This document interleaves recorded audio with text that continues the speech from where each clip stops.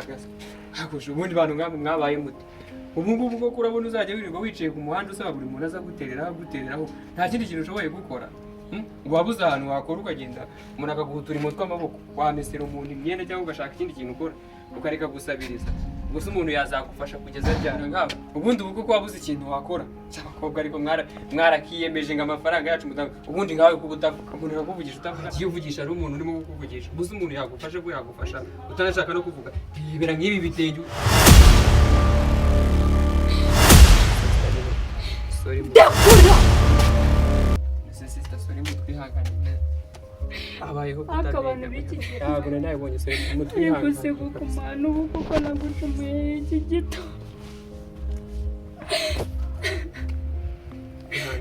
ndakura nakubwiye ngo ndakura sister byagenze ndabikubwira zumfashe umuntu ufite umutima umeze gute ngerageze ngusaba kumfasha ku buryo nagufasha nakubwiye ngo ndakura ariko ndakura sister ihangane n'ubundi ndakubwira ubuzima bwanjye nta kintu uri bumfashe nta kintu na kimwe uri bumare nturi bumuranga uramfashe nagufasha twareba ko twakubonera ndikura ndakubwira ubuzima bwanjye umfashe iki ko nta kintu na kimwe nturi bumuranga nturi bungize akaguru ndwaye uramfashe nakuvuza ihangana amafaranga arahari azuhinyuriramo gake byagenze bite ubundi byagenze bite sister ihangane umbwire ihangane umbwire nagufasha oya ndekura sister nyine nakubwiye nabi ariko ihangane umbwire nagufasha habayeho kutamenya nyine nari nagitetse ko ari bya bindi by'aba bakobwa ihangane sister rwose sister ihangane nari nzi ngo ni bya bindi by'abakobwa badakora mbese nyine wenda none aho hano nta mafaranga mfite ariko umbwiye twagera mu rugo nkagufasha ntagufasha hari umuntu naguhuza akagufasha twagufasha ihangane umbwire ngo byagenze bite ariko bikiraho kugutarira nanakumve neza n'ubwire okay ne ntabwo nyine ndi mushyashya muri Kigali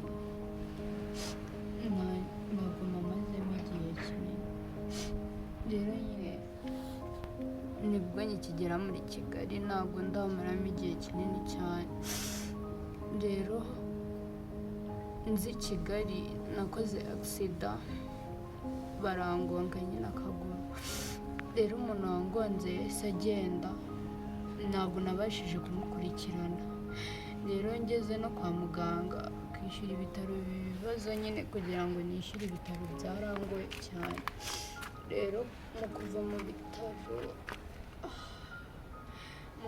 bitaro nta hantu nari mfite ho kuba nari nzi ko ngiye kuza muri Kigali nyine ngashaka ubuzima nk'abandi bantu bose ngakora n'akazi ko mu rugo ariko nyine nk'uko babivugaga ngo umuntu umeze nkanjye ngo nta kintu nabasha kwikorera ariko nanjye ntabwo ari njye ihangane ariko rero nyine n'ubwo buzima naciyemo none se uzanwa nande hano ku muhanda nyine ni umugiraneza w'umukarani unerura gutaha aranahana ariko ntabwo ngira ahantu mba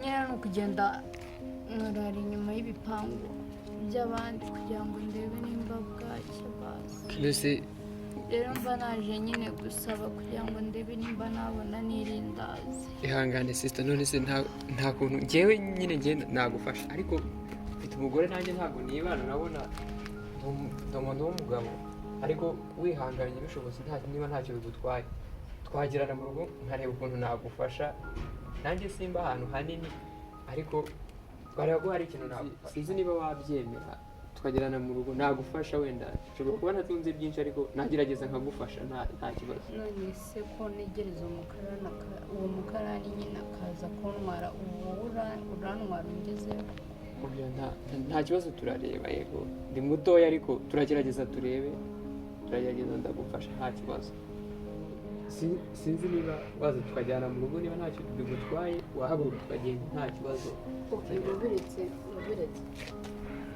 none se umugore wawe nta kibazo ari bubigireho nabona unjyanye ntabwo ari bukeke ibindi bintu oya umugore wanjye ntugire ikibazo nta kibazo cy'uburara nziho ntacyo ari bugutware nta kibazo twagerayo wowe bitakubangamiye. Ntabwo ngiye kuba ikibazo kuri wowe n'umugore wawe mwari mubanye mwishimanye. Ntugire ikibazo, ibyo ngibyo bindekere, ibyo ni ibyanjye n'umugore wanjye, dufite ukuntu turi bubihandoringe. Wowe ntugire ikibazo, dufite ukuntu tubanye kandi tubanye neza, ndabizi nta kibazo biri bubyare wowe, ahubwo wahaguruka tukagenda. Okay, nta kibazo. Sheri, mwiriwe neza. Icyo se ni iki mbona? Urabona nyine uyu mukobwa yaravunitse, nari musanze hariya ku muhanda, ndavuga ntikamuzane twamufasha. Icyo kintu ntukingeze mu ntebe none. Azamye icyo kintu ntukingeze mu ntebe. Kabone Sheri, Kwanza mwakuri. uramuvuna, asa urabona Sheri n'ibiki?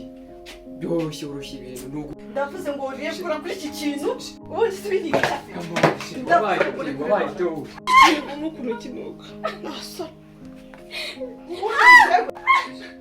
Sheri wabaye ute? Nta nubwo wagiye kugufasha. Nugufasha kamwe.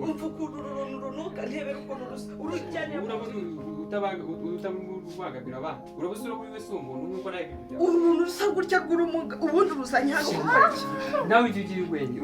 Kunanuka. Urabona atari umuntu. Erega ejo nawe yahinduka akavamo umuntu nk'abandi, akagira n'ikintu yakigezaho. Ariko basi ihangane basi tumufashe. Ntawamenya, reka dufashe.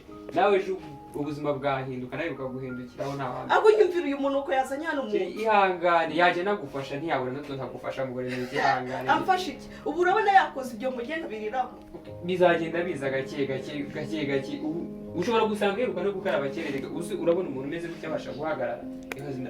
Ihangane gake bizagenda biza. Ariko basumye. Njye iki kintu ntabwo nabana nacyo muntu. Ihangane Sheri. Ubundi wakizanye kugikoresha. Kuva na kerereka we waranyumva kadabizi tuzi ihangane. Gake bizagenda biza.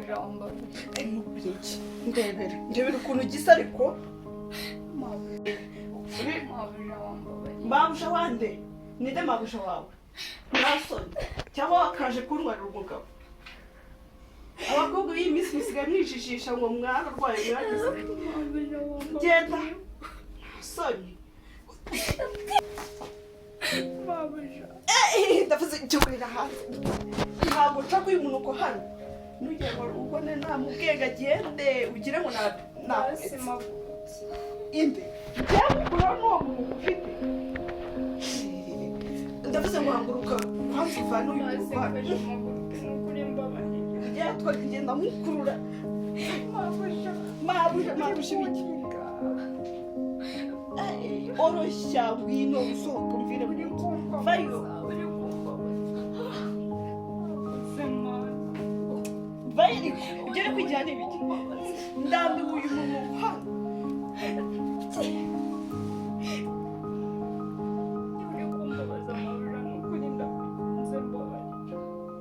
Uri kubona hari imbabazi mfite ngewe. Ihagurutse wimanure. Cyangwa ujugunye nk'igifuka cy'imyanda. Uko ugera ku muhanda ugiye gutega abagabo b'abandi aba ari kunasohoka muri iyi nzu yanjye. Sorry.